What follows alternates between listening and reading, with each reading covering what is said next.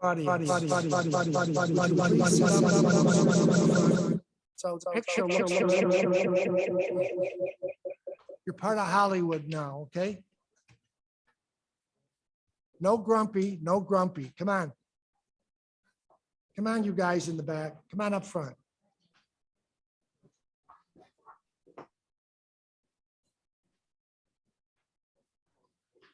So we can show. Come on, a little further. Come on, come on, come on up. Don't be, you're not afraid of the front row, are you? Come on.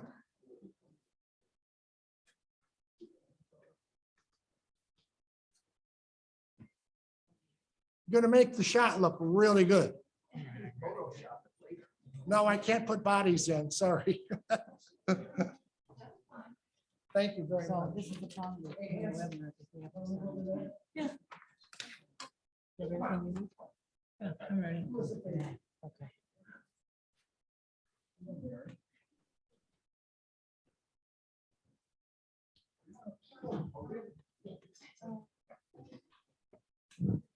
Yeah, sure. Thank you for doing that.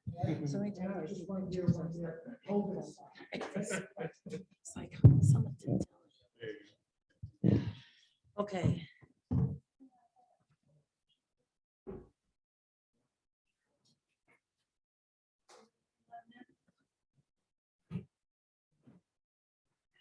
Thank you all so much for being here.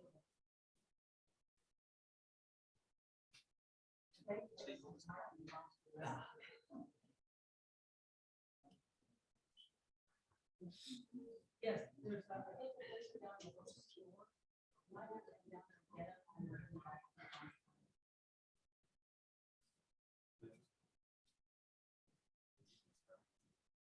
so you give me the signal when? Okay. All right. Hello, everyone.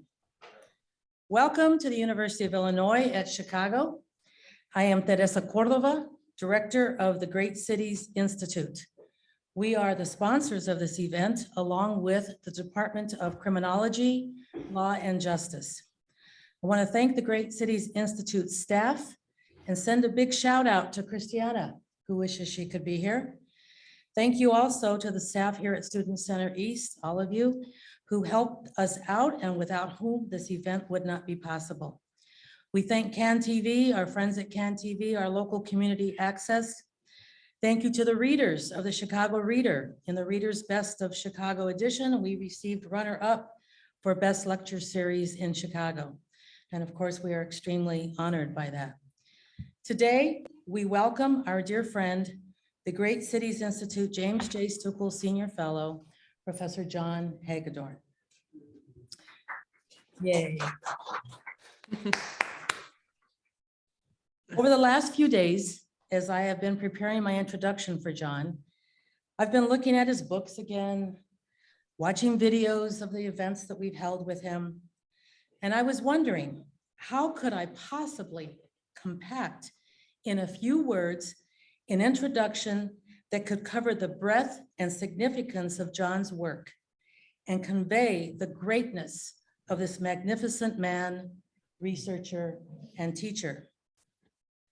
So I was going for a walk yesterday evening. We've had some nice weather here in Chicago. And I remembered that seeing that Lalo Valdez, a drug and alcohol researcher at the University of Southern California,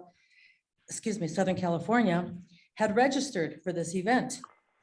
I needed to talk to him about something else. So I called him, I gave him a call, and he said, "Hey, where are you? What are you doing?"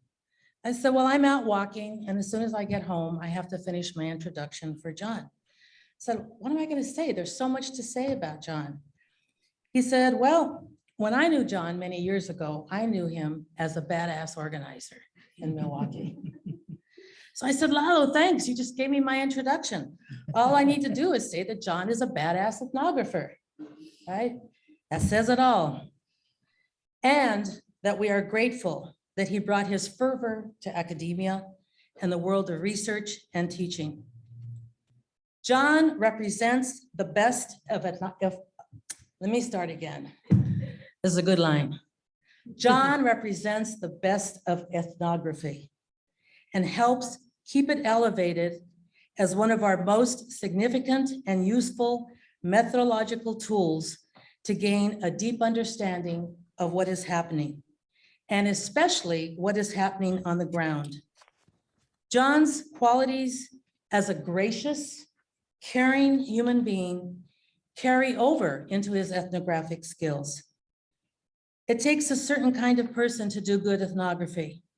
It takes a willingness to build relationships and to understand people from their points of view, while simultaneously building an analytical framework that considers context, structural factors, and dynamics of social and personal interactions.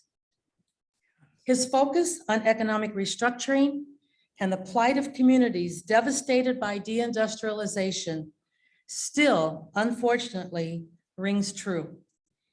In 1998, referring to the devastating impacts of economic restructuring, John said in the second edition of People and Folks that, quote, "History will judge current American policy harshly, and that left to our current course, we are sure to witness desperate acts of violence and rebellion." And here we are, witnessing both the failure of urban and economic policies, along with desperate acts of violence and rebellion. And here John is, decades later, still engaged in the struggle to point policymakers in the direction of creating opportunities and rebuilding communities, and against scapegoating and demonizing individuals in gangs. The focus, he argues, is on building stability and hope. John has brought his fervor and sensitivity to the courtroom, where he spent countless hours defending men and women against stereotypes. He saw firsthand the tragic impacts of the demonization and has shared with us some of what he witnessed when gangs are on trial. Congratulations on your book, John, and thank you for being willing to spend this time with us. May I present Professor John Hagedorn.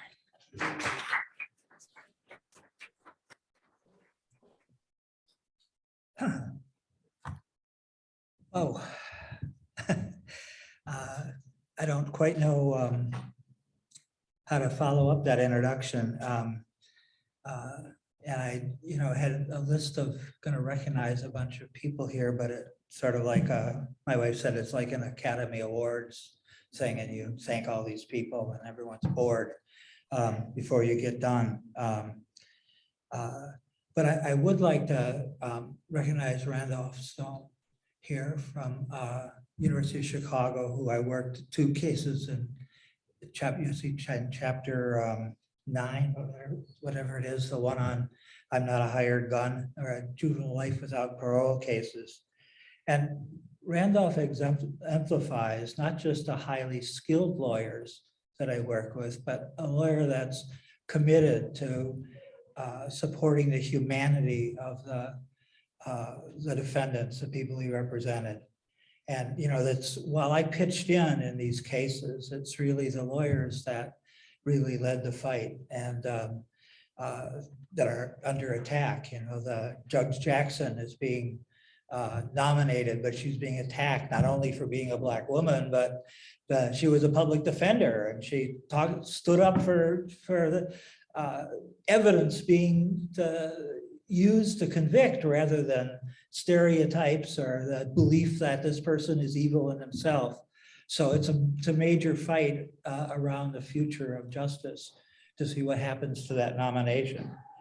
I'm certainly grateful to Teresa and Beth from Great Cities and CLJ for sponsoring this, and Matthew and Lisa for building it. And I also want to shout out to Christiana Kinder, who Chris is the heart and soul of Great Cities. And what Eli Anderson has this phrase about white spaces and Black spaces. And often when you bring people from the community into the university, it's like an alien thing. It's like they're nervous, whatever.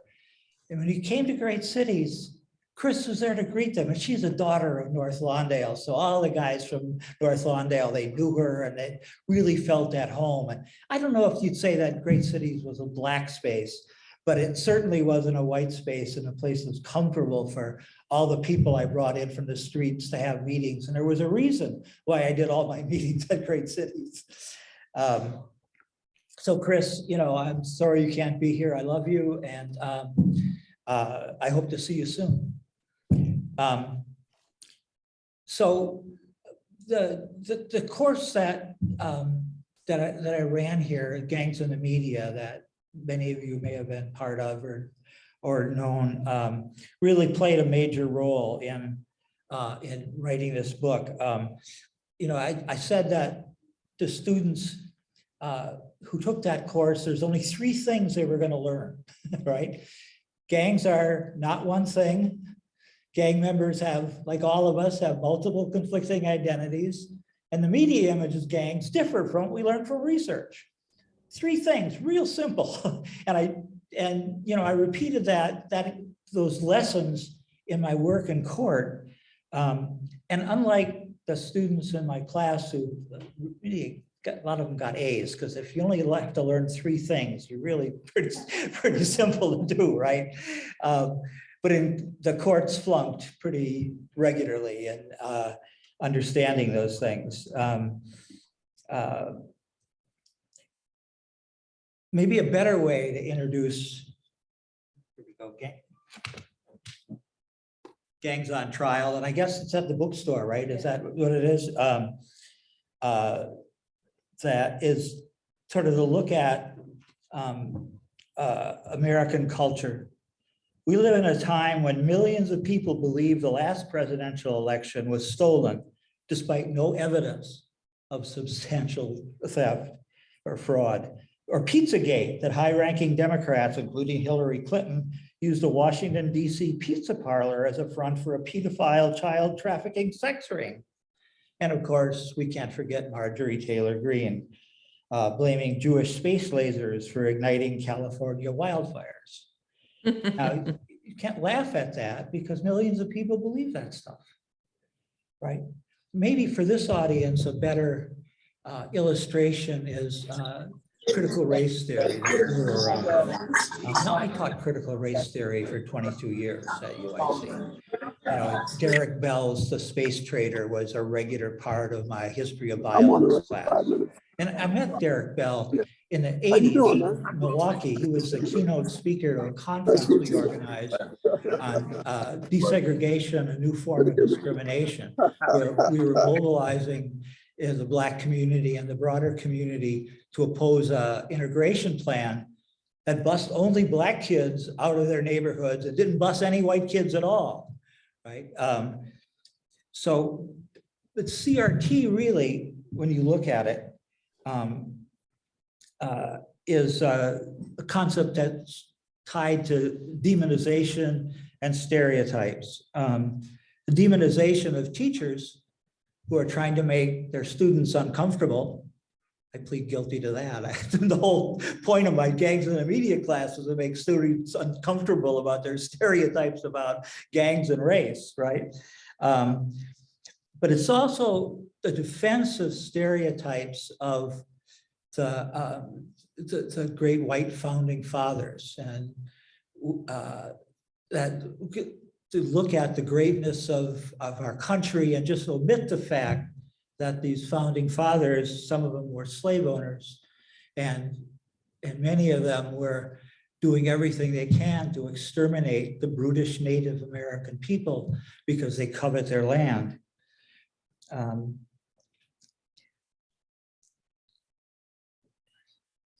Now, not all founders were slaveholders or Indian killers. Stereotypes are not representative of categories, but express a belief in the essential nature of a category. To the anti-CRT crowd, the founding fathers are essentially noble and good in this great American experiment. And let's just forget about those discrepant facts like massacring Indians and owning human beings. Or in my Gangs in the Media class,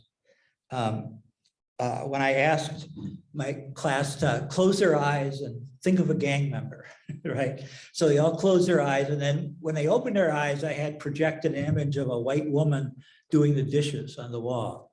And of course, they all laughed because the image that they had was of a Black or Latino male with chains and guns and the whole bit.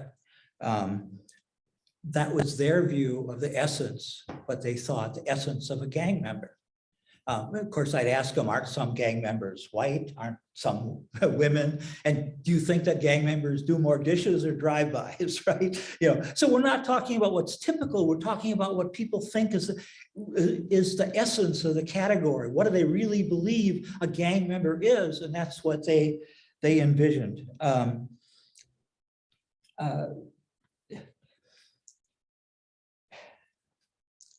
We live in a world where our social media feeds are filled with stereotypes of those different than us, and allegations of wrongdoing require no evidence.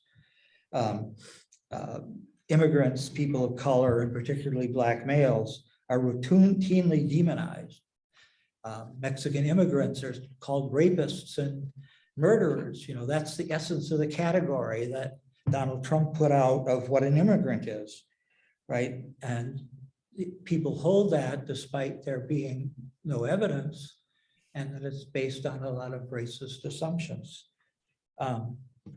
So welcome to the courtrooms that I describe in Gangs on Trial. It's precisely what goes on.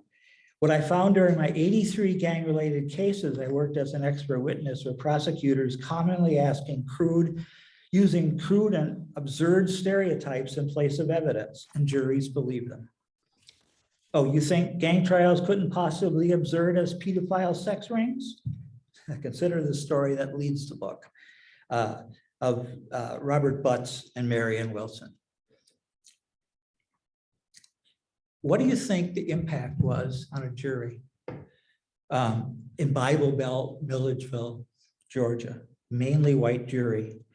When Ricky Horn, a Baldwin County sheriff, gang expert, testified that the name of the gang the defendants were members of, Folks, F-O-L-K-S, was actually an acronym for Followers of Our Lord King Satan. Black male gang member convicted of murder, devil worshippers. 5 strikes is enough, right?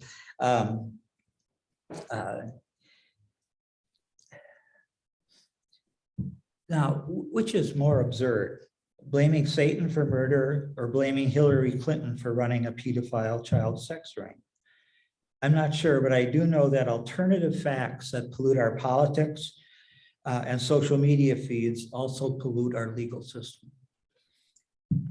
Now, not all gang trials are as extreme as the Butts and Wilsons, though Gangs on Trial is filled with a bunch of showstoppers. Fortunately, I won't tell you all of them, tell the stories. You're gonna have to read the book to go through them. And it's only 207 pages and it's filled with stories, and it's easy to read, and the proceeds go to a good cause.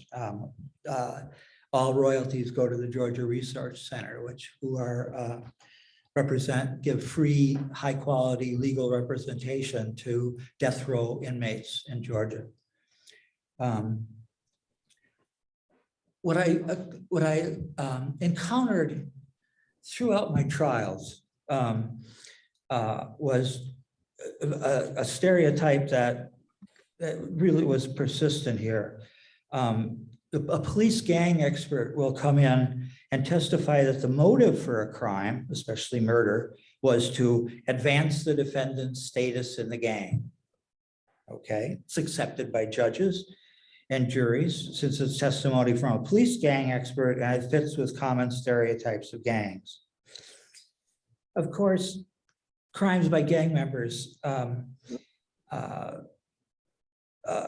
are committed for many reasons, but prosecutors downplay emotional conflicts, disputes over money, jealousy over a woman, getting carried away in a fit of anger, getting money as a motive for robbery, in favor of assisting the crime was motivated by a desire for higher gang status. It's all about gangs, Jackie Montanez's prosecutors told the jury of her killing 2 Latin kings. And unmentioned was her rape starting at age 9, sexual abuse by a Latin king's stepfather. You think maybe that had something to do with her actions? Well, it wasn't allowed to be presented within the court. The only thing was allowed to be presented as motive was her gang, her gang motivation for killing.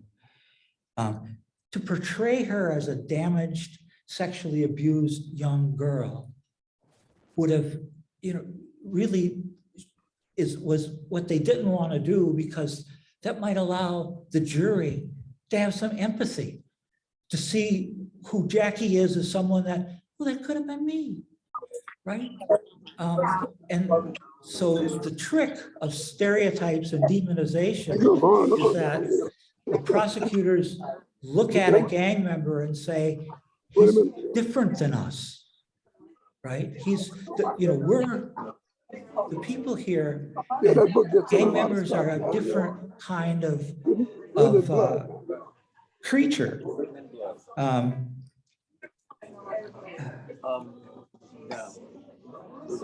Finishing. I'm just watching him. I'm the first panel.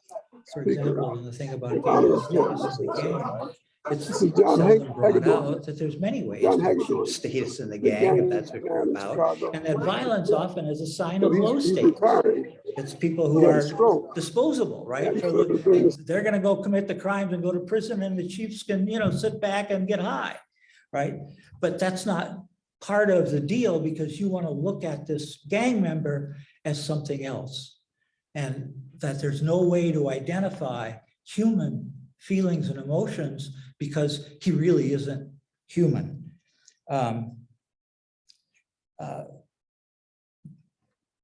Jackie Montanez was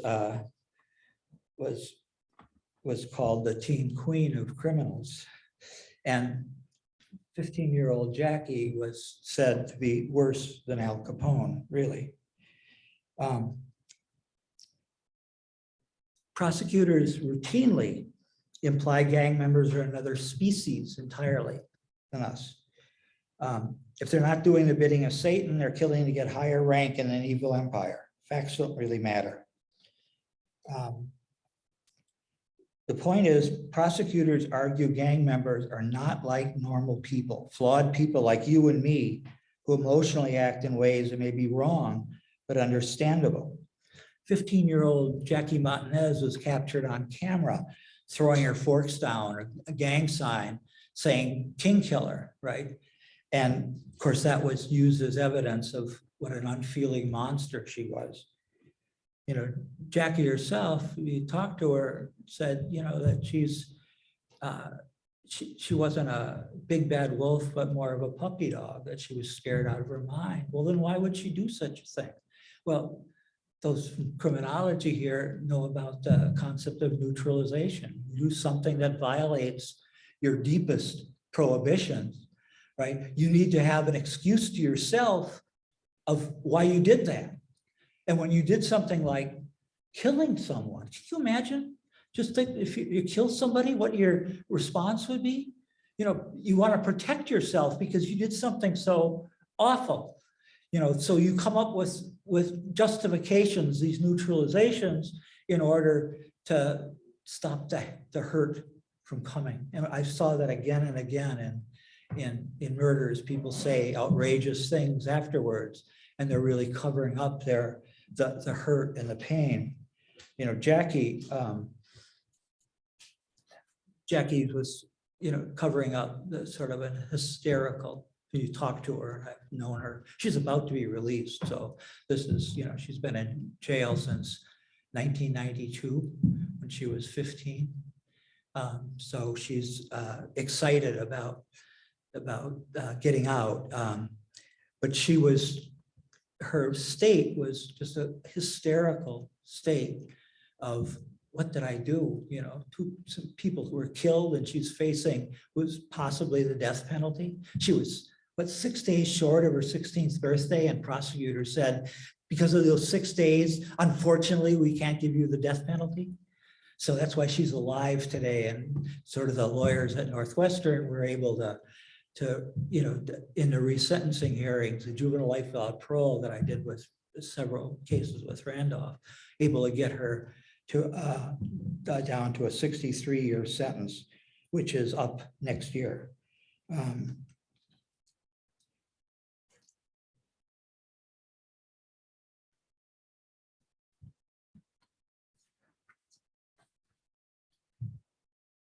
Throughout the cases that I had, I kept, the defendants were treated as something else.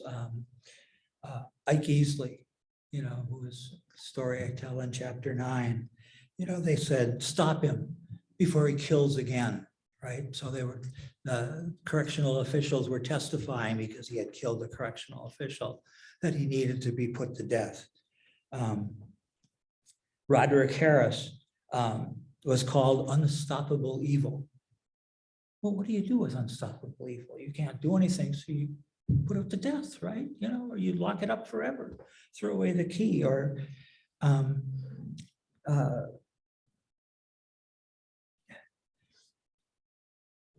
Thomas Demetrius Smith was called Mad Dog, not just by the prosecutors, but in the court documents, they referred to him not just by his name, Thomas Demetrius Smith, but Thomas Mad Dog Smith. That's what all the court documents read, and all the hit newspaper headlines. Mad Dog does this, Mad Dog was that. What do you do with a mad dog, right? You put it down, right? So the use of language, the use of dehumanization is a way for prosecutors to be able to get the harshest sentences, including the death penalty.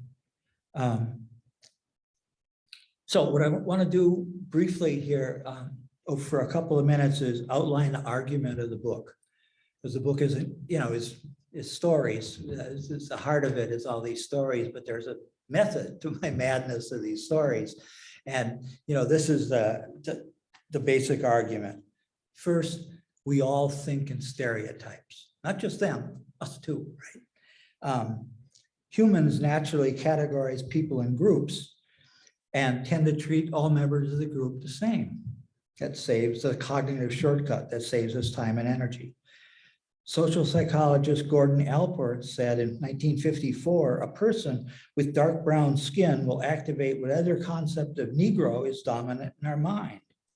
Neuroscientists tell us while our conscious mind processes up to 40 pieces of information a second, subconsciously, we can process 11 million pieces of information per second.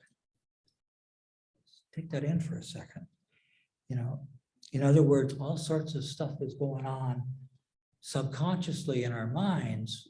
And you just, the popular description of that is Malcolm Gladwell's blink, right? He lays this out. And so the negative associations we have about gangs are all there and are available and influence what we're thinking without us ever being conscious of it. So what is our stereotype of gangs?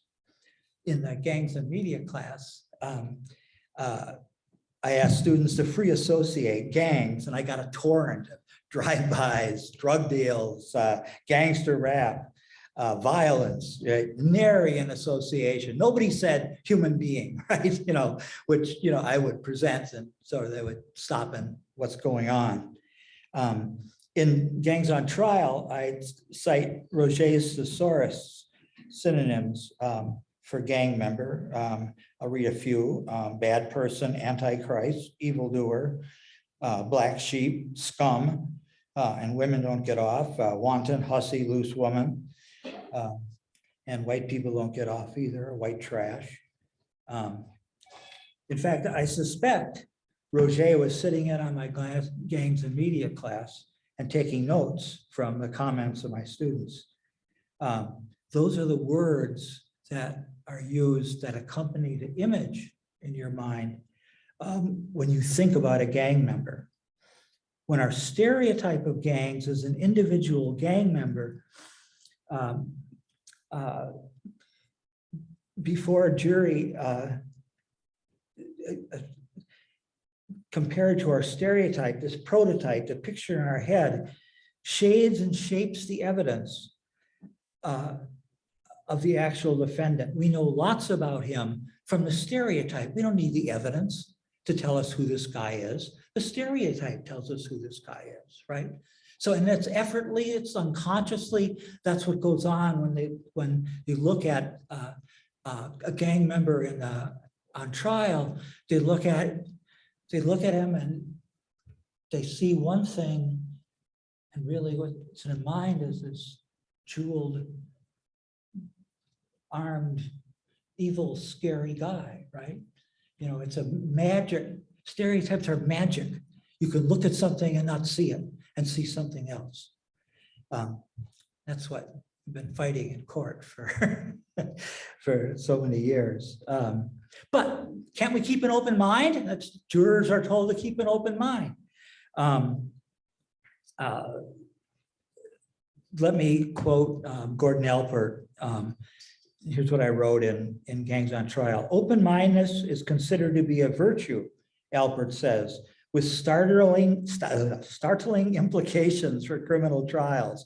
But strictly speaking, it cannot occur. A new experience must be redacted into old categories. We cannot handle each event freshly in its own right. Big problems for innocent till proven guilty, right? Our most fundamental category is us and them. I quote Rudyard Kipling, all good people agree and all good people say, all nice people like us are we and everyone else is they. Clearly, race is a basic division of us and them, and white people's historic stereotypes of Black people are all some variant of less than human, to borrow from the title of David Livingston Smith's brilliant book. Smith, a New England philosopher, argues that dehumanization was created in order to allow violence to be used. Before you can kill someone, lock them up or enslave them, you have to dehumanize them. Native people were savages, so we were justified in exterminating the brutes. Slavery was justified because Black people were closer to apes than human beings anyway. On a small scale, you see it on the streets among gang members. Crips and Bloods call rival gang members crabs or slobs, and vice lords and gangsters call their enemies donuts and Vicky Lou's. Rivals are not seen as people like them wearing different colors, but as something inanimate, weak, or non-human. In the Ahmaud Arbery hate crimes trial that has recently concluded, the perpetrators, the McMichaels and William Bryan, called Black people like Arbery, and I quote from the transcript, brace yourself, animals, criminals, monkeys, and subhuman savages. That made killing Ahmaud easier, since he was in essence less than human anyway. Therefore, you're not killing a person, but an animal, maybe an evil. You might dismiss that as the words of diehard racists, but consider how words of dehumanization are used in our criminal justice system. In Gangs on Trial, I report how prosecutors called Jackie Montanez worse than Al Capone. Ike Easley had to be killed before he kills again, and Thomas Demetrius Smith was referred to at trial by a street named Mad Dog. If prosecutors are trying to put someone to death or lock them up for the rest of their life, it helps not to see them as human beings, but as something else, something wicked, something less than human. Craig Haney explains that the criminal justice system since the 70s has been steadily stripping away any context for crimes, and prosecutors increasingly describe crime as the product of evil people. Evil people do evil things, George Lakoff recaps his perspective.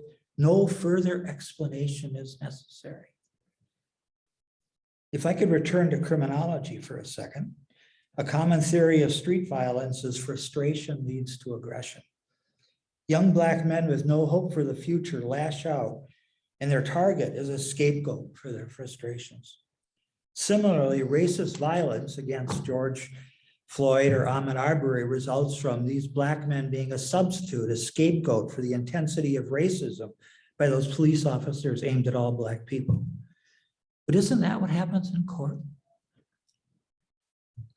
The Black or Latino gang member is the target for the frustrations of prosecutors who in many of my trials call out to the jury in emotional words, "The community is fed up with gang violence." Thus, the frustrations of the community as represented by the prosecutors lash out at a specific gang defendant who becomes a scapegoat for community frustration and anger. In this way, I argue, dehumanization is the psychological foundation of our mass incarceration society. This book is different than others that I've written. It's mainly about us, not them. It moves the study of gangs away from criminology into a different literature, social psychology, which I needed to help me explain what in the world was going on. These fantastic claims about gangs were not only made, but believed by juries and judges. And I had to figure out what's going on. And so I had to sort of leave the criminology literature and the other literatures I worked in and go into the rabbit hole of studies of social psychology.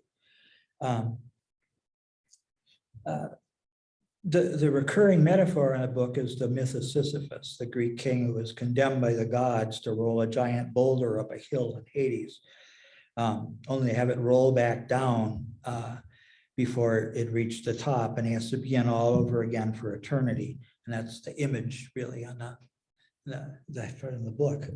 Very cleverly, Temple came up with that.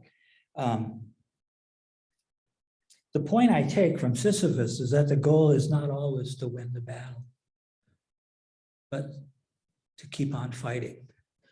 I give examples of how I combated stereotypes by reframing them in ways to make gang members' actions human, more understandable to judges and juries. It's not a book of great successes. It's really a book of frustration. That like Sisyphus, that hill of stereotypes is just too hard, and I felt the stone roll back down over me and the defendants time and time again. But that wasn't a reason to quit. You need to keep on fighting. And it's tough when victory.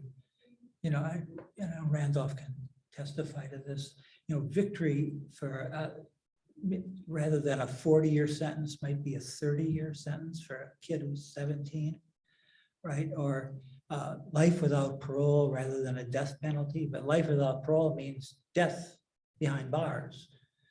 That's what that means. And so the victories, I always felt were really hollow, hard fought, and meaningful on one level.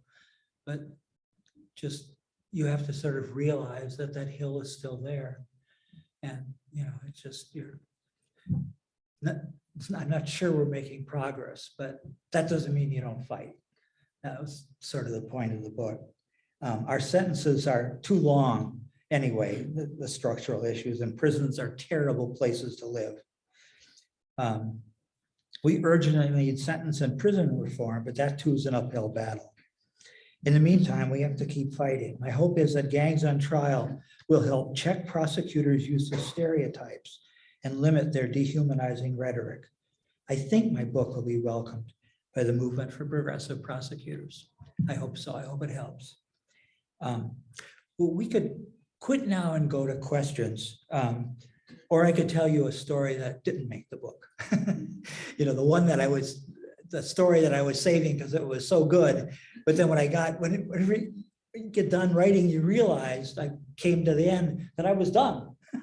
And I didn't have a room for this story.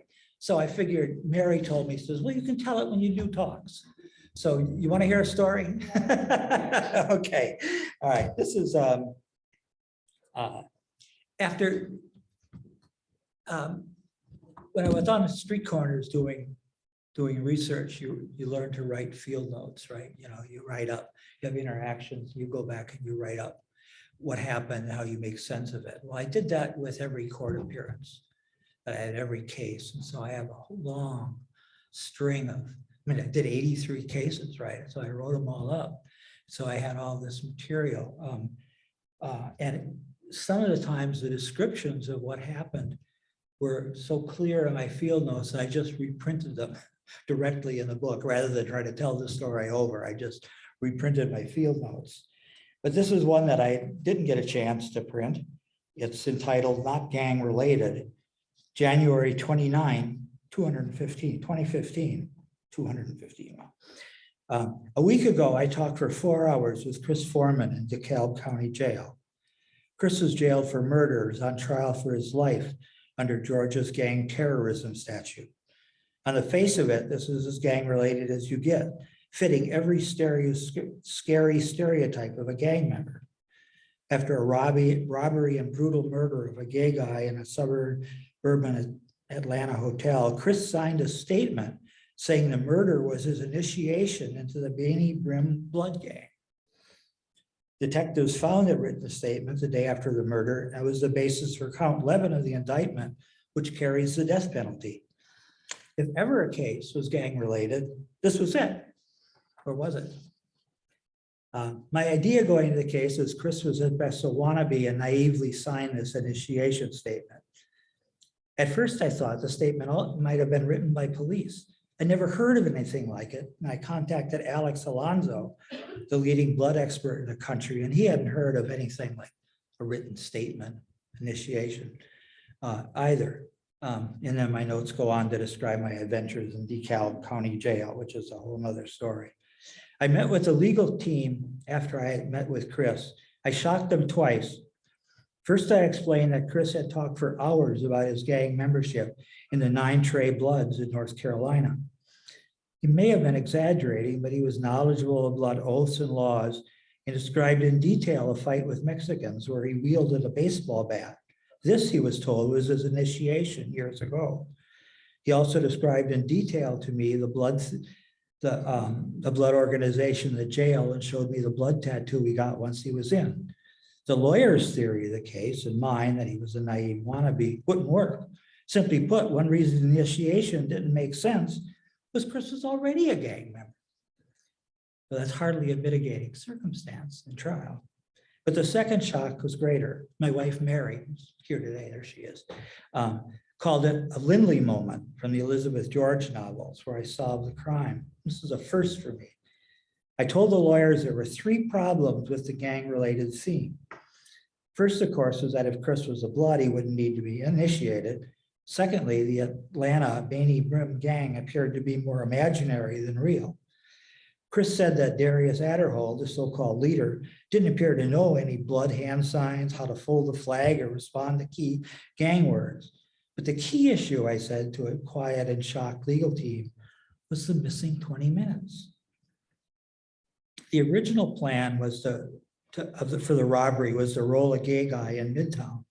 Instead, Darius, the leader, had talked his way into this guy, Ross's car, and told Chris and his buddy John that the gay guy, Ross, would give them a ride back to Darius's apartment. When they got there, Darius told Chris and John to go to the store for 15 minutes or so, then come to the apartment. When they did, Darius was in black pajama bottoms and whispered they would rob the guy, Ross, after he got out of the bathroom. So I asked the lawyers, what happened in those 20 minutes? That Darius and Ross were alone. It's pretty obvious and explains the savagery of the beating given to Ross. His face looked like a pumpkin that was like all blown up and gashed and shattered. It's, a brutal beating. I'm glad I'm not doing PowerPoint because I have pictures that you wouldn't want to see them. Darius was not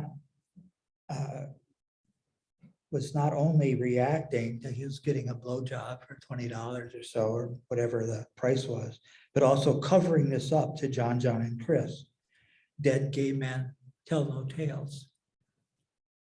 After a stunned silence, the lawyers asked me if Chris had figured this out. And I said, as it became clear to me, I asked him pointed questions and he said it was all falling in place. Well, I think Chris took part in the beating and is guilty of homicide. The brutality of the beating with a table leg was not done by him. He had no motive for that kind of brutality. But the beating was personal to Darius, the leader. I actually felt a little like Lindley, to tell the truth. But the key takeaway from this case is that gang-related is manufactured not only by law enforcement, but in this case by a gang member himself, to shift blame and confuse authorities.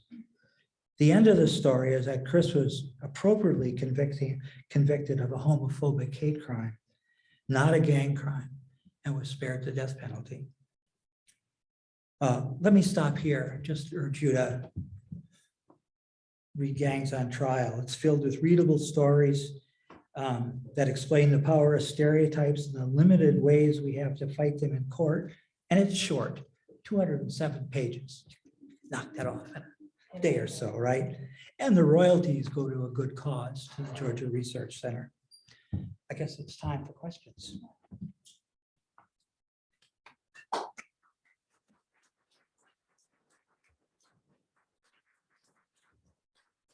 Great, John Hagedorn. We will take questions now. And for those of you out in Cyberlandia, you can also put your Q&A into the questions, and I will be looking for those. And if any of you here have questions or comments, you can make them in either of the microphones. And John will field. You want me up there? No, you can sit here. Here. Okay, any comments or questions? This gentleman's going to ask a question. Hey, no. Comments, questions?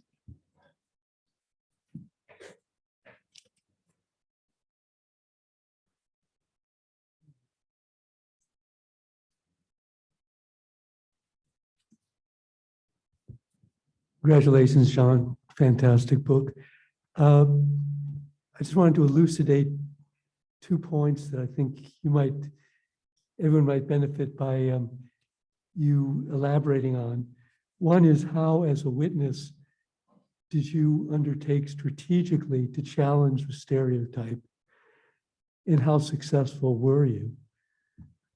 And secondly, in terms of the prosecution side, could you talk a little bit about the kind of standardization of prosecution gang arguments, how that information is propagated across the country?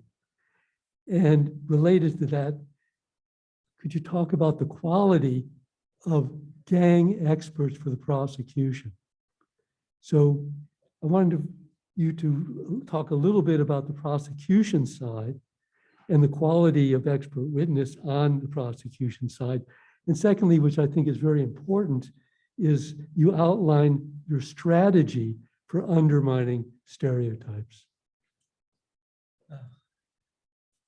Yeah, I wish I could report a lot of successes. You know, and success, is this on? Can you hear me? Is it, no, let me, Okay. is it on? Yeah. Can you hear him? I saw a thumbs up in the back. Success often, you know, doesn't result in, I only had one story in the book of where somebody who was innocent, sort of the just mercy, Brian Stevenson kind of story where someone had done just prosecution. It was Timothy Shank's prosecution in Minnesota. And I was really nervous about including it in the book because it's such an outlier. Is that you know, unlike, you know, Brian was uncovering innocence, what I was uncovering in my work was that the prosecution was based on stereotypes and dehumanizing rather than on the evidence. The evidence really was secondary. They're looking at these evil people, and you know that of course evil people do evil things, and they didn't bother to look for the evidence. And I don't think, I almost always came away from cases frustrated. Randolph and Michael Cook's and Cantrell's case, you know, which I write up in the book. You know, I just was very frustrated at the end, and I just didn't think that you know it played much of a role in what the sentence. They gave them the maximum, you know. So what did I do? So it's not about being successful, is what I learned. That was the hardest lesson. It's about fighting, and that you got to keep that fight up if you're ever going to win. And even if you don't win, that was the essence of what I learned from why Sisyphus is on the cover of the book, is that you have to keep fighting. I did learn some methods of reframing, and in at least one case, in Kentrell Stoutmar's case, I looked at, the issue was whether he had left the gang or not. And of course, the prosecutors said, well, he couldn't have left the gang because he wasn't beaten out, and just went through this whole thing. It wasn't a bloody, the hospital would have known, on and on. And so, I said to the judge, well, and Mary was there at that, at that court hearing as well. And I said, I said to the judge, it's like leaving the gang is sort of like leaving the church, is that you don't just walk up to the priest and say, I'm sorry, I'm quitting today, right? For one thing, her parents would have probably beaten the crap out of her. You don't do it like that. You just start, instead of going every week, you skip a week, you slow down, and then it's Easter and Christmas only, and then somehow we became Unitarians, right?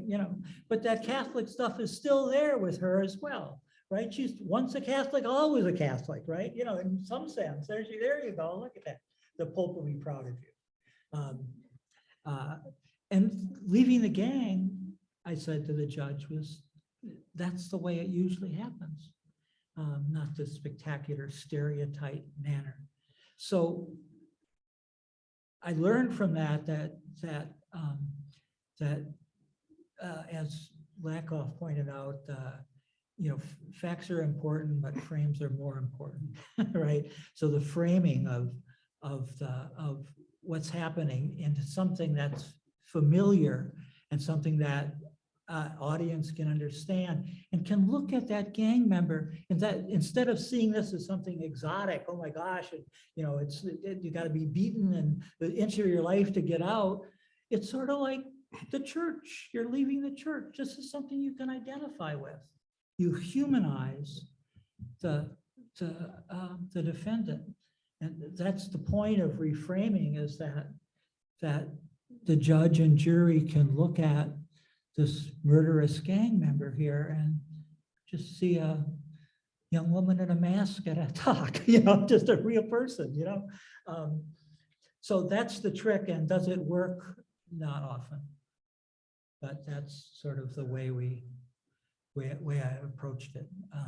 The standardization question, I use a manual. Prosecutors have a gang prosecution manual, and it's amazing to read. They really talk about the importance of gangs and always bringing in gang stuff, and what's important, the juicy stuff, is that they're really looking at playing on the ingrained stereotypes that are there, because the stereotypes make their case. They don't need the evidence. So that's the standard approach of prosecutors. They rely on the story, and the story that they tell. I told defense attorneys at a conference in Florida, the conference is all about telling stories. And they were talking about how you have to tell stories, and all that's true.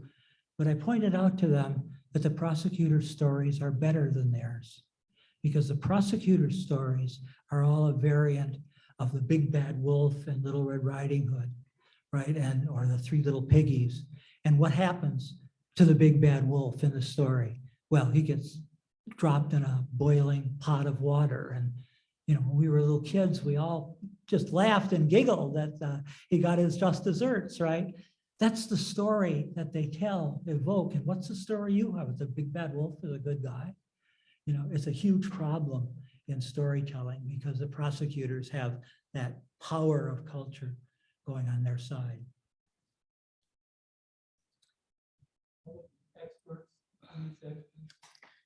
The what? Police expert witnesses. Oh. Yeah, I've got a bunch of those. One of the things I don't think I mentioned in the talk, this followers of our Lord King Satan, that's embedded in police training manuals.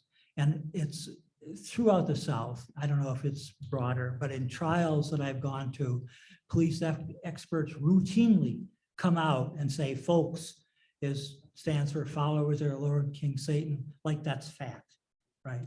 So this is the kind of stereotypes that they play on and demonization. And why do they do it? Because it works.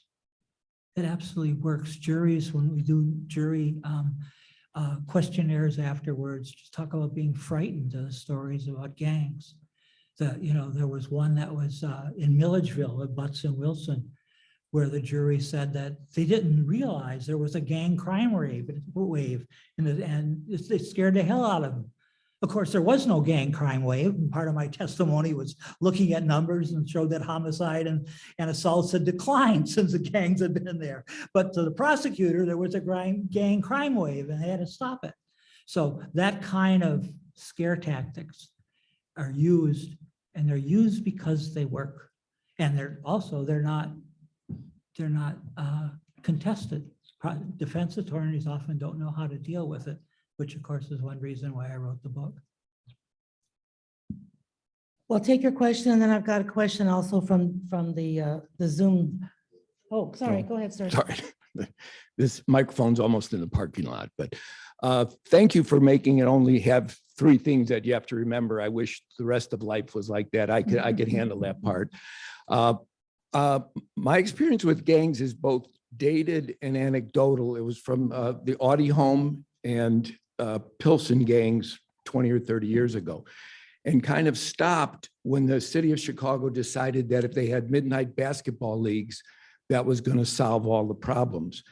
And I remember at the time thinking that what gangs are providing for the individuals is much higher on Maslow's hierarchies than just something to do and keep busy on a summer night. You've explained a number of the things about how the society is dealing with gangs as stereotypes or something.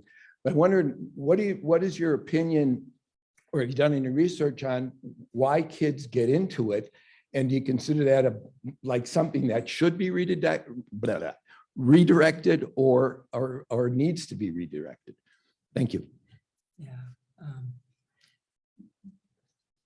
In court, the process of gang formation, of why people are in gangs, it's unproblematic. It's because they're evil people, and that they're attempting to inflict harm on the community.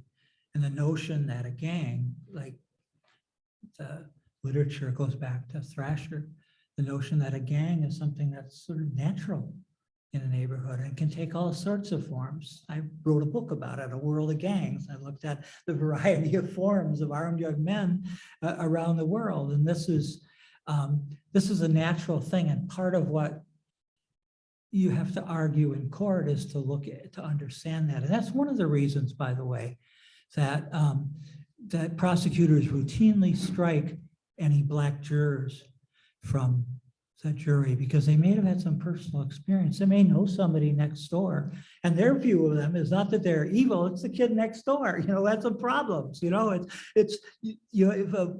have some empathy because they have experience.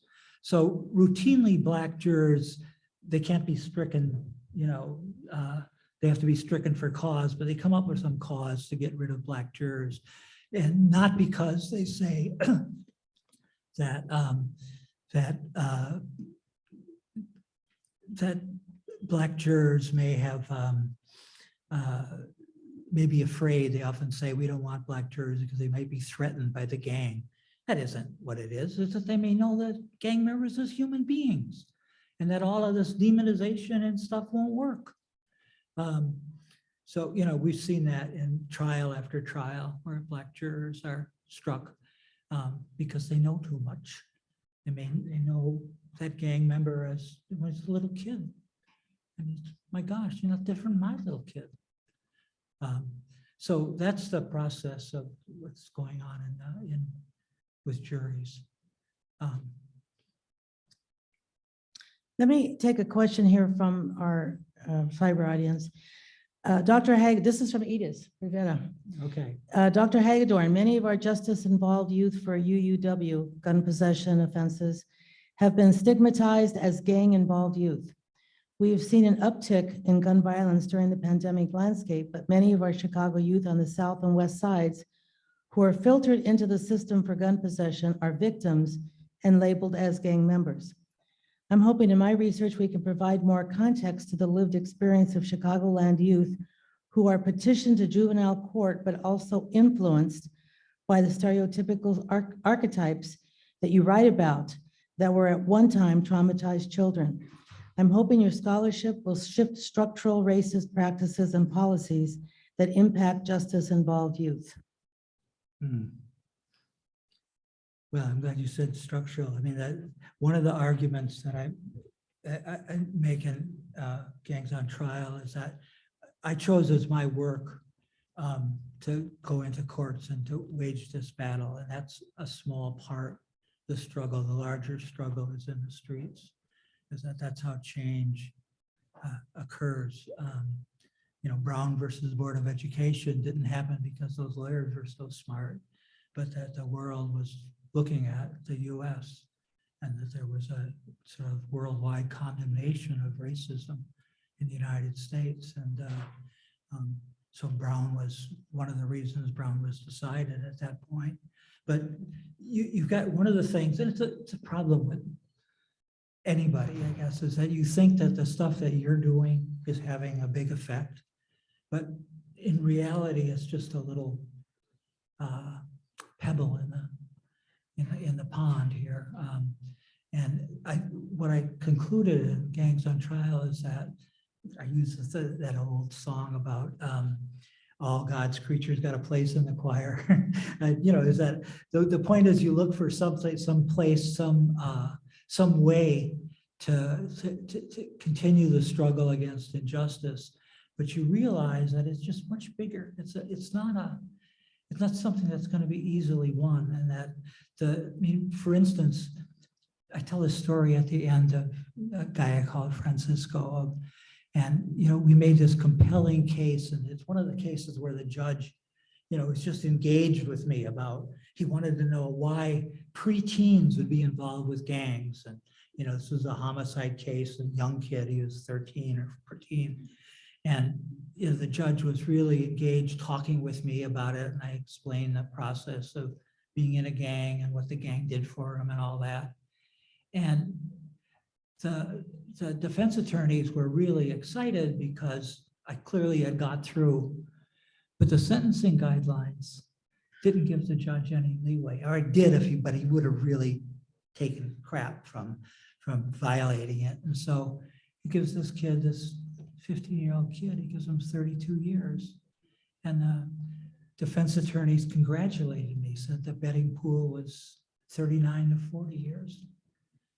You know, that's so, I mean, even if we had more experts and we fought better in court, whatever, as long as the sentencing guidelines are such and that the long sentences that happen here, you know, the effect is going to be limited. So it's a broader struggle that has to take place. And, you know, so the stories I tell in my book are not only the stories in the courtroom, but they're stories from my life as an activist, because I do think that that's the way that change is going to be most effective. And so as Mary knows, sometimes you have to go to jail. You know, that's the way it is. So it's a broad struggle. Last question, then we have a program after that's we're going to say a few words about Dr. Hagedorn and his work. Go ahead.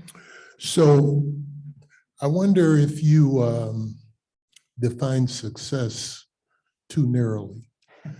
For some people, you know, moving off death row into general population, serving life without parole, that's success. For other people, you know, rather than serving life without parole, but serving 40 years and getting out at 50, that's a major success. You know, and for some people, just for some clients, just the idea that people are standing up for them and fighting for them in court, as you do, that's a major success, regardless of the actual outcome. So I'm just wondering whether your definition of success is too narrow.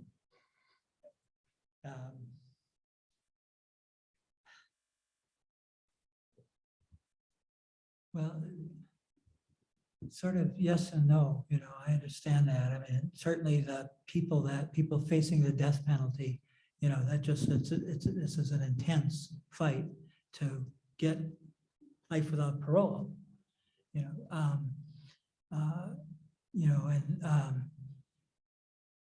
and 10 years is 10 years, and it's certainly appreciated then. But the reality of, the reason I've been skeptical is that the system is so regressive and so anti-human that, 30 years in Stateville, what is that going to do to you? This is not a, those are terrible places to live, right? And, and people do have to become somebody else when they're there because they have to.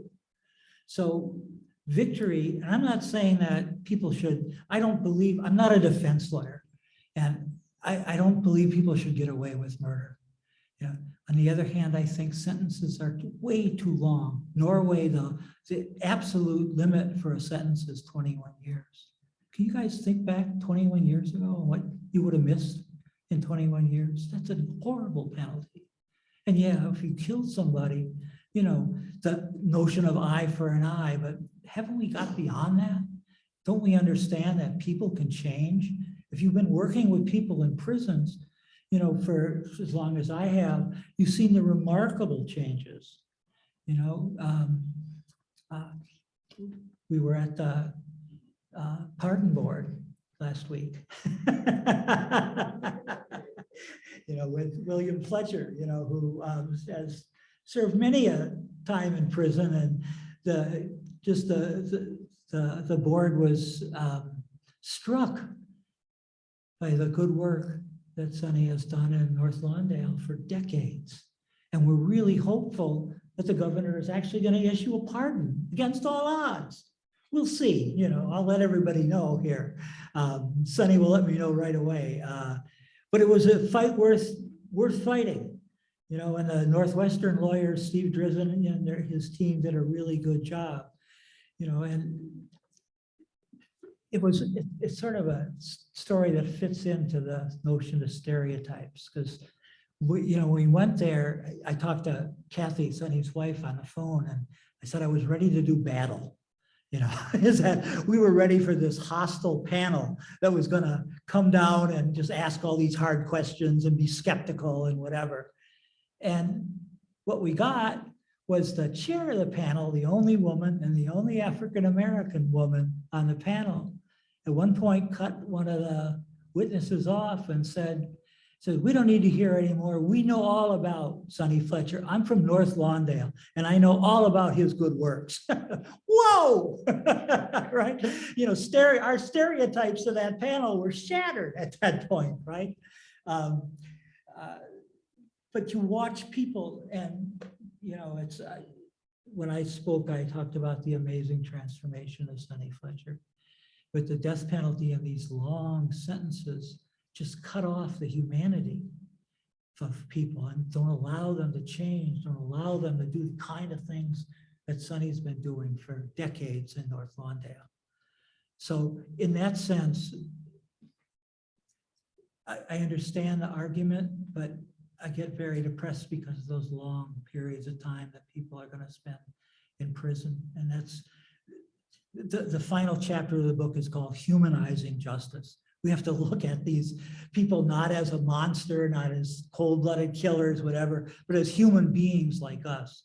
And if you do that, then why would you lock a human being in a small little cage, right? It's just have you all ever been to Stateville? This is not a place where you want anyone that you love to be. So that's why it's much more of the overall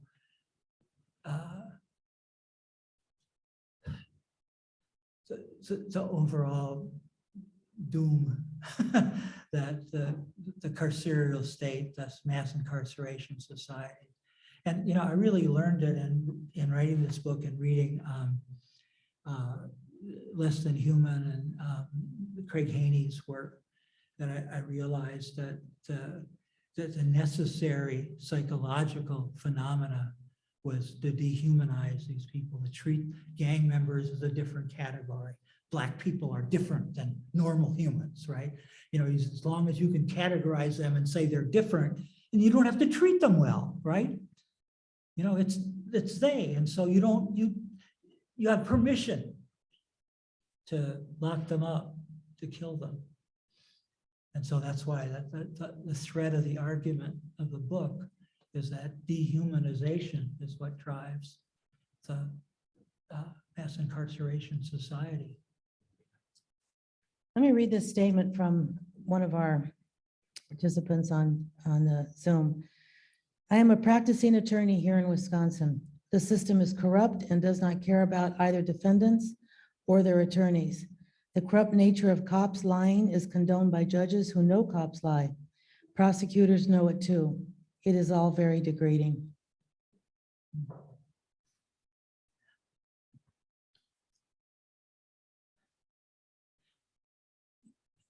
Well, corrupt, yeah. On the other hand, it's working as it's intended to work. You know, there was a term, Craig Haney's work of looking at the history of the criminal justice system. They made a conscious turn in the 70s, you know, to strip away context. You know, I had a trial. I can't, since it's not done. I did one since I retired in Milwaukee, a murder trial, and I wrote this report explaining what had happened. And one of the things that was driving them was that after this guy shot the victim, he walked over to him and emptied his gun into him. And they said, that's a sign of a monster. And I said, no, that's a common psychological phenomena called forward panic. Is that people are so charged, and in war, and the studies about forward panic are in war, with good red-blooded American and European soldiers who in World War I would charge over the trench and stab the first person and then keep stabbing people, including medics and wounded and whatever, because they were so filled with emotion, forward panic, and it's a common phenomena. Michael Cooks couldn't understand why he shot the second guy, right? I try to explain that to him. So the issue in court is not so much that it's not so much that it's corrupt and people, and you have a lot of that. But I really found, first of all, I found variation among prosecutors. Not all of them were just going after, you know, some of them stopped and we talked and we ended up negotiating or the lawyers ended up negotiating a plea. And that prosecutors, I often say, are just like gang members. There are many different types. And police officers, right? There's not just one kind. So it's important to look at the system as certainly as that there's boundaries of how far you can go, but there's human players in the system. And if you treat them all as whatever, demonize prosecutors or police officers, you never get anywhere. I tell a whole bunch of wild stories about my demonizing of people and how that didn't work. So I think the problem of the system is that it's working as it's supposed to work, not that it's corrupt. Clearly I've got a couple things about how prosecutors will suborn witnesses when their case isn't strong enough. They will hire somebody to snitch and make up stories. And, you know, I've gone after those in court and they tell a bunch of stories. But most of the time they don't need to because the stereotypes are good enough. Last question, and then we're going to go to this next part of our program. I was just curious, do you have like a fear that in your ideal world with lesser sentences and like no death sentences, that wouldn't be enough of a deterrence for criminals? Like if mass incarceration now is as bad as it is, and if consequences are as bad as they are, theoretically, if prison was just like a rehabilitation and it was easier, wouldn't criminals be more inclined to offend due to less fear of consequences?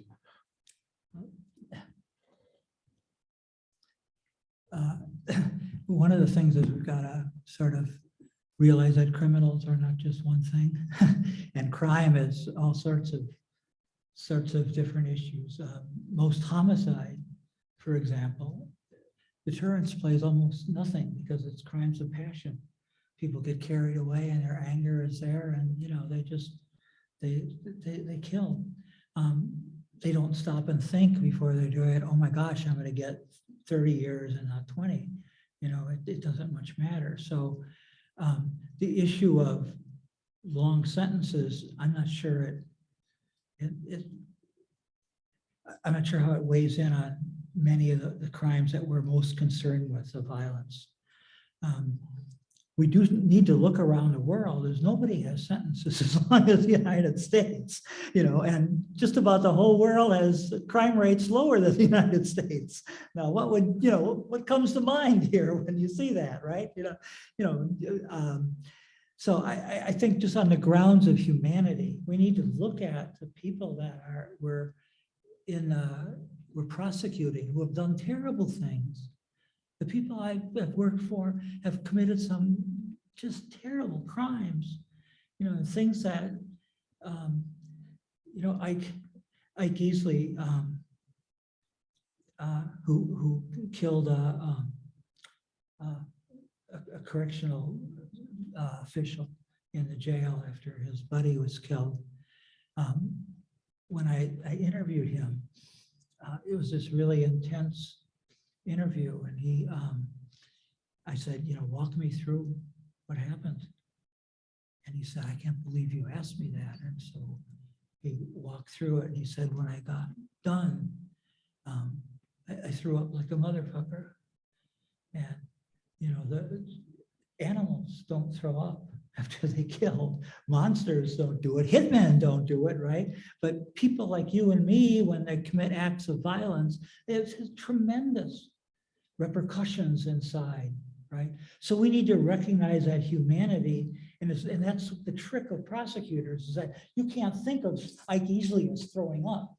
What you think about is what they said is you have to kill him before he kills again, right? You know, so I think the way to approach this is by humanizing justice. We have to look at the people who have done wrong and done harm, serious harm, as humans. And if we treat them as humans, not as something else, as mad dogs, then I think it doesn't make sense to have these terrible sentences or the death penalty. Thank you. Wow, that's a really very deep and very significant statement, John, and message of your work. And probably a good moment to segue into the next phase of our program here. So let me introduce Professor Follman, who's professor who does great work of her own.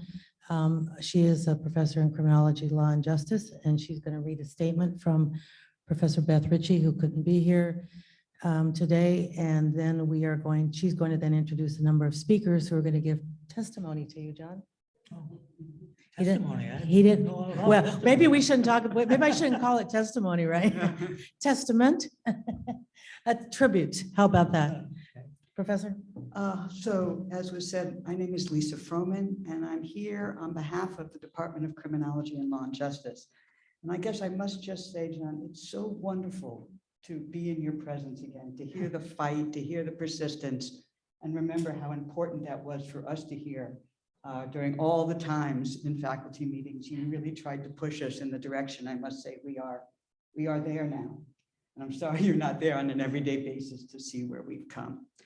Beth Ritchie, who is our department chair, is ill today, and she'd asked me to read you a statement. She says, "Dear John, I'm so sorry that due to illness, I cannot be present in person to celebrate your new book. I had hoped that I would feel well enough to attend today, but alas, the flu has prevailed. Others are here to talk about your contribution to the discipline. My strong desire to attend was, of course, to hear you talk about your book that I know you have been working on for such a long time.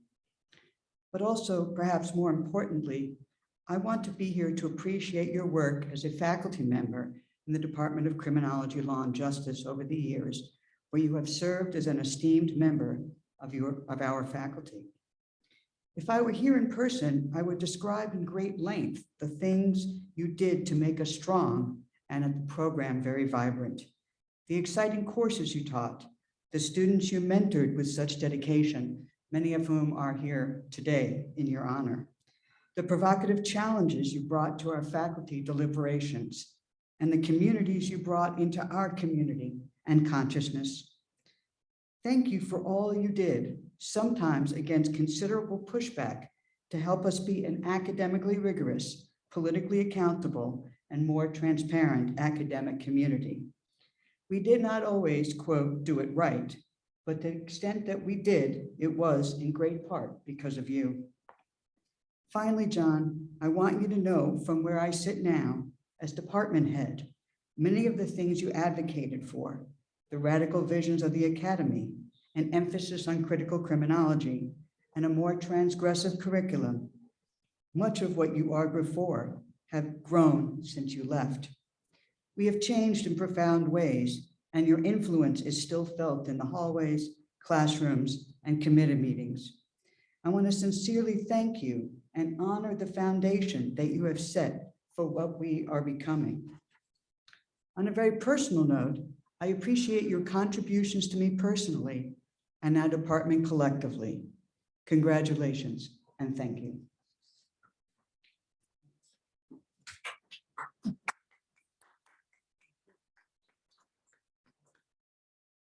We have, as was mentioned, a number of speakers, and I'm going to give some brief bios and introduce them. I think many people in the audience may not be familiar with them. The first is Dr. Elijah Anderson. He's a Sterling Professor of Sociology and African American Studies at Yale University, and as John has mentioned, one of the leading urban ethnographers in the United States. He's published numerous books: Code of the Street, Decency, Violence, and Moral Life of the Inner City, Streetwise, Race, Class, and Change in the Urban Community, and a classic work, A Place on the Corner. Again, as you mentioned, John, his most recent work, Black and White Spaces, The Enduring Impact of Color in the Everyday Life, will be published by Chicago Press in 2022. Many of these books have won awards from the Eastern Sociological Association and the American Sociological Association as well. Additionally, Professor Anderson has won numerous awards from the American Sociological Association, most recently, the W.E. Du Bois Career Distinguished Scholar Award and the Robert and Helen Lind Award for Lifetime Achievement. And most recently, in 2021, he was the recipient of the Stockholm Prize in Criminology. And he should appear on the screen at any moment. Okay, I'm here. Can you hear me? Hello, am I on? Moment. We cannot hear you. One moment. Oh, you have to unmute. Okay. Wait, chat.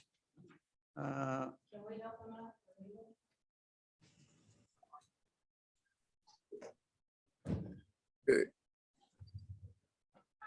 Can you hear me now?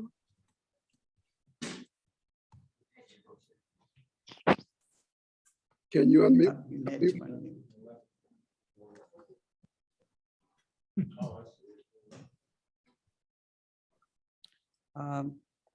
Yeah, I'm unmuted. Yeah, I am unmuted. Oh, yeah, it is. Hold on. Good question. Okay, now there you go. Now start again. Yeah, you can hear me now?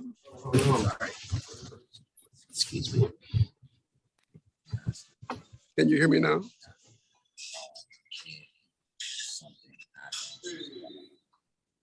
Okay, but it's muted though.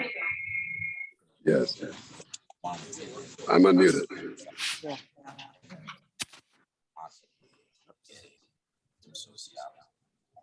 Okay. Yeah.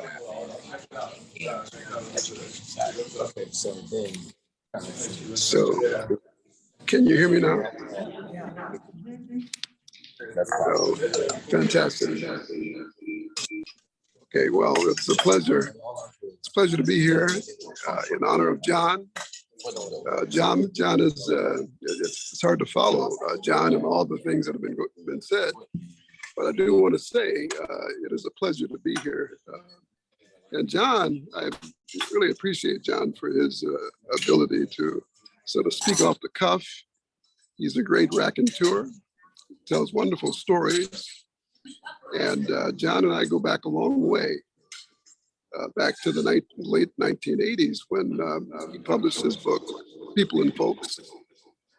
John, along with William Julius Wilson and myself and others, we're beginning to see the change in the economy from manufacturing to service and high technology in the context of an increasingly globalized economy. But this impacted the neighborhoods in a peculiar way. Jobs disappeared. Jobs disappeared.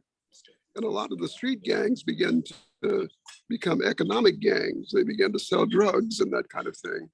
And this was a very important development, and we paid attention to this. And John noted this in his book.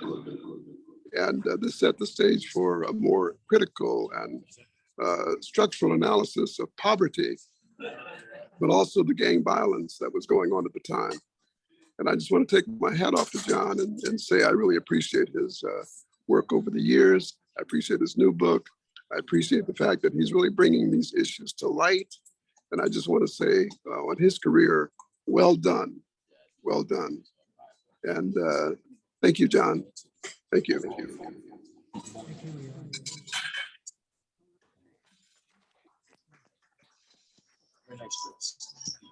Thank you, Dr. Anderson. Our next speaker is Dr. Meta Chesney Lin. She's woken up very early. She's in Hawaii. She is an emerita in women's studies at the University of Hawaii. She is also nationally recognized for her work in women and crime. In 2013, the Western Society of Criminology named an award after her, honoring, quote, the significant contributions to the fields of gender, crime, and justice.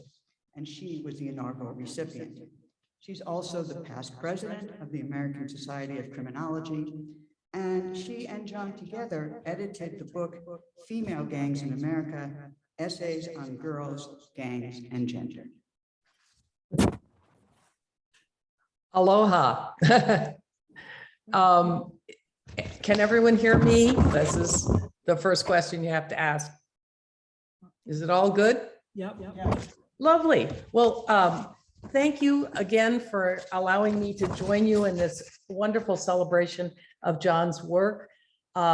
When People and Folks hit the streets in criminology, it shattered the gang literature that had existed before it. William Julius Wilson called it the most insightful book ever written on inner city gangs, and I couldn't agree more. It's returning the gang research to its core, the work of Clifford Shaw, and again, a shout out to Chicago here, and leaving the kind of quantitative criminology that had begun to characterize gang research. John, think of the great database, if you will, and all the many surveys of gang youth. It was shattered by John's work. And what was especially important, it was mentioned in Professor Anderson's remarks, but I'll just looking at the impact of the economy on gang formation, John also focused on the role of race in gang desistance, noting that the few jobs that did continue to exist went to white gang members. So those boys left the gang, whereas the African-American youth were left with only the gang as a way to survive economically.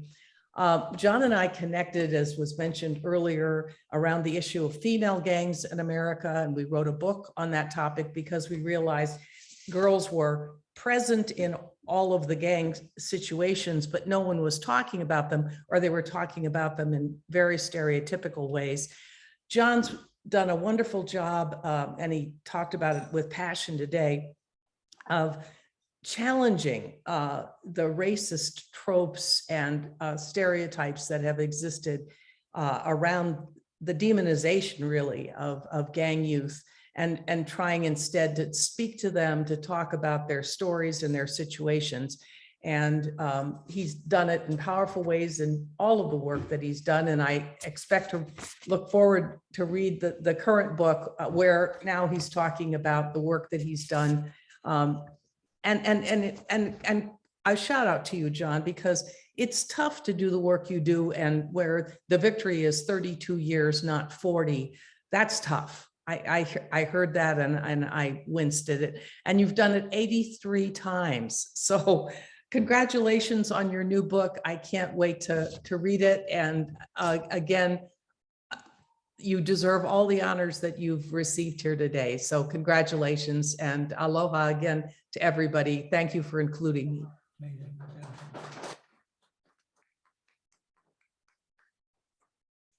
Our next speaker, many of you may be familiar with, Dr. Dick Simpson. He has uniquely combined a distinguished academic career with public service in the government. He's widely published. He's been an outstanding teacher and affected public policy. He began his academic career at UIC in '67, where he has taught for more than 50 years. So that's an amazing accomplishment. At UIC, he's received the highest awards given for teaching, such as the Silver Circle twice, the UIC Award for Excellence in Teaching, and also the American Political Science Association and the Pi Sigma Alpha National Award for Outstanding Teaching in Political Science. He's also a former department head. He's been a principal researcher on important studies, which have led to many reforms in many areas of the government in Chicago, Cook County, and Illinois, and he's worked together with John on those.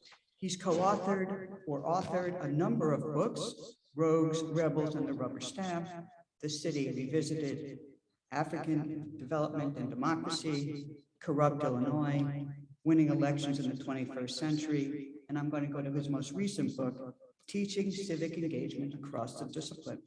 He's also produced 8 films and video documentaries, winning a variety of awards, including an Emmy nomination. And he has served in Chicago government, where he was an assembly person from 1971 to 1979. So he'll be here in a moment. There he is. Thank you, Lisa. It's a pleasure to be here, and a particular pleasure to be in John's presence again. John wasn't just within criminal justice department at UIC. He's of course at great cities, but he worked with us in political science as well. In political science, he helped us understand the role of police abuse and the problems that came with police corruption. The book that we did, Corrupt Illinois. Dr. Simpson, yes. I'm sorry, but the rest of the room can't hear you. Can you just pause for 1 second? Okay. Are you unmuted? I am unmuted. Oh, he is. Here comes our techie again. Hold on 1 second.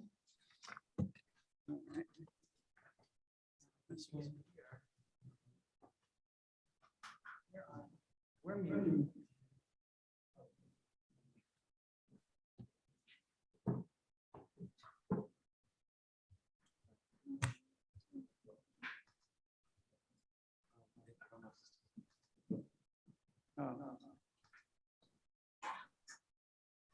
He's trying to figure it out. They're working on getting you.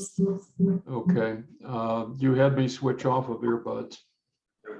I think. Got you now. Okay, I'll start again.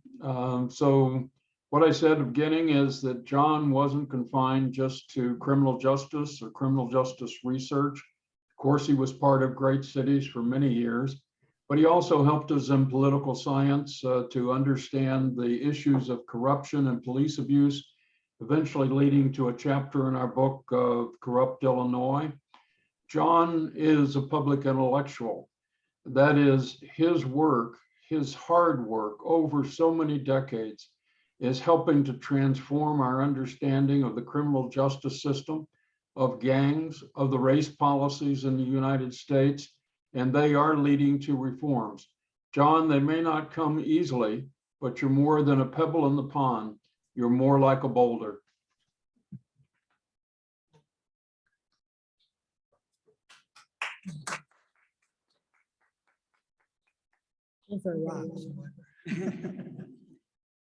Our next speaker, we're now going to our live speakers, is Dr. Lance Williams.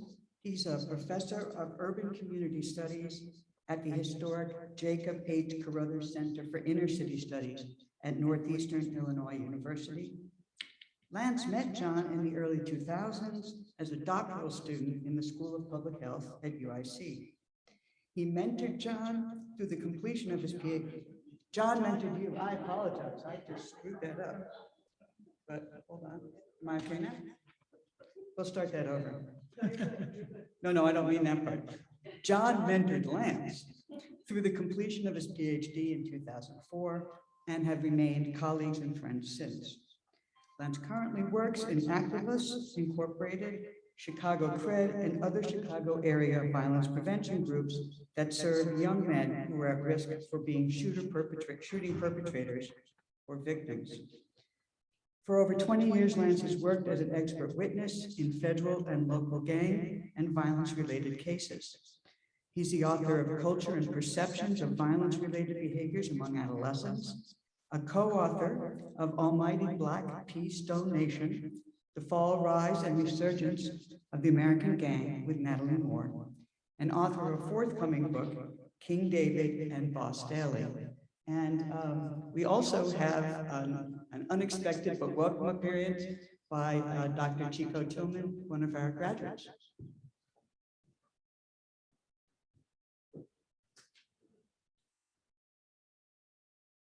Good afternoon, everyone. Chico and I are going to share time. So just in a couple of minutes, I want to just say, as Lisa mentioned, I met John back in the early 2000s as a grad student, doctoral student here on campus. And my work, my interest in research as a student revolved around, street gangs. And my father is one of the original members of the Vice Lords, who John did a lot of research on and studied, and had a relationship with a lot of the original Vice Lords. And so I always say, I was raised by the streets, but not in the streets. So all of the guys that I grew up around as older men in my neighborhood were affiliated with various street organizations, but particularly the Vice Lords. And my father, being a kid from North Lawndale, was one of those guys. And he always, I saw him as a man that was concerned about his community, his family, loved his family. His my mother and father married for 50 plus years. And all of the men that were in his circle were, although they were affiliated with a street organization, which I never knew as a kid, they were just men in the neighborhood. And I didn't find out until I was much older that they were members of a street organization. And it wasn't until I began to understand this from a professional perspective, who they were. But it was John's work when I was here on campus that really cast my father and his friends in a way that I saw him growing up, not the stereotypical, criminals. Right. And so that's what attracted me to him, and got a chance to meet with him, and he mentored me through my work. And then we've remained friends over the years. He's actually got me started following in his footsteps, doing an expert witness testimony kind of work. So I really appreciate it. I love it. I'm really passionate about it, and kind of just trying to, continue his legacy in that space. And so at this time, I want to bring on my brother too, who also traveled the same path somewhat as myself, Dr. Chico Tillman, who is one of John's students. And Chico now is one of the executive directors over at Heartland Alliance, which is a major organization doing a lot of great work in the community. So I'm gonna bring up Chico now. Yes. First of all, I apologize how I'm dressed. When Lance called me and told me Dr. Hagedorn wanted me to come, I just jumped up and came all the way from Linwood and jumped in my car. And that's just how much he means to me. Just to give you some context and the authenticity of his book, I'm an individual that was a gang member from the west side of Chicago, was system impacted, served 16 years and 3 months in federal prison under draconian crack sentence for really being involved in gangs and refusing to testify on individuals I grew up in the community. So I actually did 16 years and 3 months in prison. First, Lance was my mentor. And as I matriculated through Northeastern, he said, I gotta introduce you to Dr. Hagedorn. And I remember first meeting him prior to even applying. And I said, I want to get my PhD. And he looked at me, he said, why do you want to get a PhD? I said, and I told him, I said, I want to better understand myself. I say, my research, I want to understand why me and my friends did some of the things we did. And I'm gonna tell you, my honesty allowed him to gravitate toward me and mentor me in a way that a father does a son.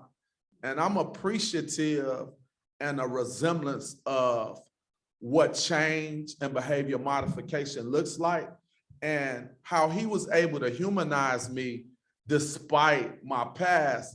And now I stand on the precipice of becoming one of the individuals that helped write the bill for the ARPA money that the whole nation got and helped raise $2.1 billion for Black and brown people all over the country, and was invited to the White House. But none of this happened had nobody saw something in me, to be honest, that I really didn't see in myself at first. He told me in the beginning that it was gonna be hard. He warned me about the challenges in classes, but he said I could do it. He told me if I could do the things and survive the things I had survived in the street, then I should be able to survive the things at a university. And I'm a testament to all the work he's put in, not only in North Lawndale, but throughout the United States, which opened a doorway for individuals who made mistakes in their life to have a transition and opportunity in mainstream society.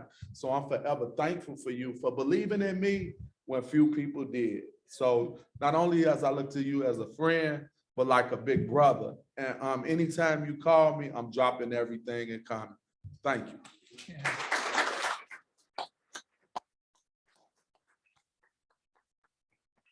Thank you both.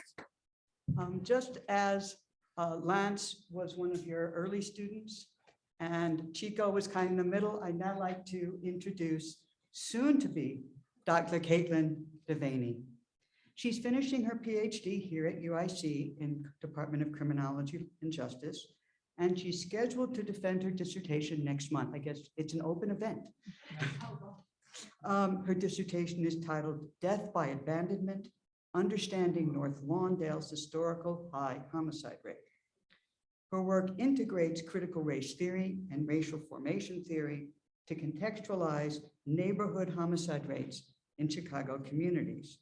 She has picked up, and actually so is Nixon, and is now teaching the course you initiated, Gangs in the Media, to our undergraduates here. And John has been not only her chair, but her mentor since she's arrived at UIC. So.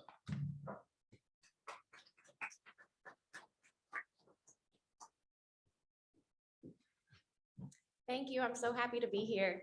I thought a good way to end today was to talk, when we talk about what Dr. Hagedorn has contributed to the field, It's so important to talk about his advising and his mentorship. And I know Chico talked a little bit about it, but it's something that I haven't really experienced in my life. And it's something that has gotten me to where I am now. So as opposed to what Chico was saying, I came into the university in a position that academia loves. I came from a really prestigious college. I walked right in the door. I was having people say, hey, continue on to a PhD. Where I struggled is I didn't understand what it all meant. I didn't understand what it meant to sit in a classroom and talk to one another about ideas that nobody took up outside of academia. And I struggled with that concept. And then I met Dr. Hagedorn. And Dr. Hagedorn, when you talk about his mentorship, you talk about, just like what Chico said, he takes you on like one of his kids, to a point where I know Mary has said before, like, relax a little bit. You know, my problems became Dr. Hagedorn's problems. And I mean, one story is my sister in Milwaukee, she was a principal, and she was having a hard time with the Milwaukee Police Department coming to her grammar school and trying to take kids out of class. So she's frantic and she doesn't know how to deal with it. So she calls me thinking that I have something and I don't know, right? So I call Dr. Hagedorn, and within minutes, he's on the phone with my sister as she's separated from the rest of her school. He's walking her through what to do. Somebody he's never met before. And to this day, my family calls him my academic angel, because I'm here, I understand how academia moves to the streets. I understand now how it's not just sitting in the ivory tower, it is applicable to real life events. And that's why I've gotten my PhD, and that's why I'm here. So the last thing I'm gonna say is the comment that sticks with me from somebody, when I presented my research and my proposal, the last comment was, I can see Dr. Hagedorn all through your research, and I've never been so proud. So thank you, Dr. Hagedorn.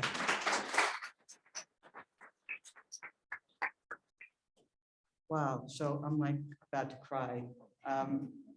This is the mentor and advisor we all wish we had, whether or not we got our degree here. So I just want to say thank you, John.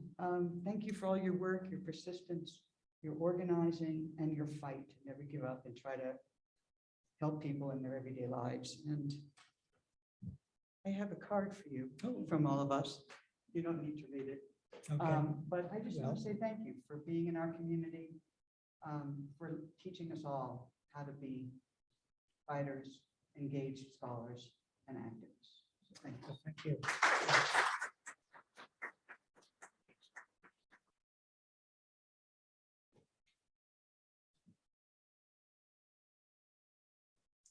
Thank you, Professor Froman. Thank you, Department of Criminology, Law, and Justice. Thank you for the wonderful testimonies, both from Zoom and from Lance and Chico and you, Caitlin. Very excited for your next step, and it was such a beautiful tribute. And thank you so much to all of you for being here. We really appreciate it. Most of all, thank you, John, for being you. Well, thank you all.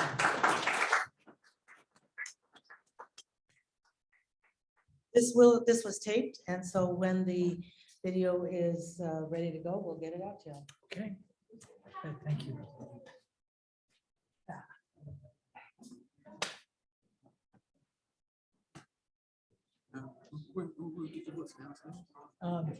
I think the bookstore has them. You asked Teresa. I know we tried to get them here. The book, there's, you know what, the book is available at the bookstore if you want to get it and then come and have it signed.